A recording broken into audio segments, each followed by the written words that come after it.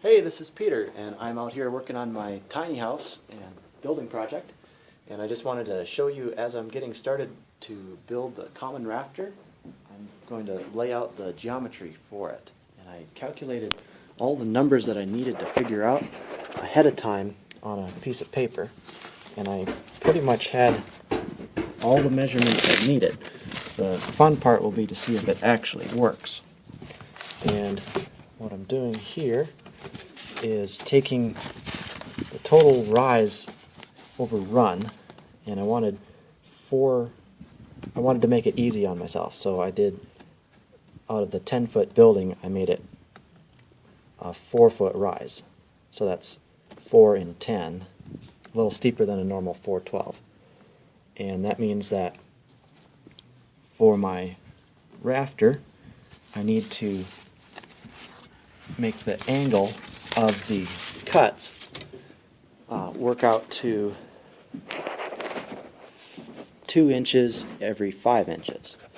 And I calculated using the sine function in mathematics to give me the degrees, and it turns out about 21.7 degrees is the angle. But I don't need to do that since I have a square, and using my numbers on the paper ahead of time, I came up with, it was a 21.7 degree angle. Or I could get that same angle by measuring 2 7/8 inches from tip right here, 2 7/8, and going square across. And that angle there, a 21.7 degree angle, is the same as a 2 by 5 or a 5 in 2 rise. So taking my framing square, I measured out the length, and the bird's mouth that needs to sit on the wall is simply 2 inches deep by 5 inches long. You see that on the square.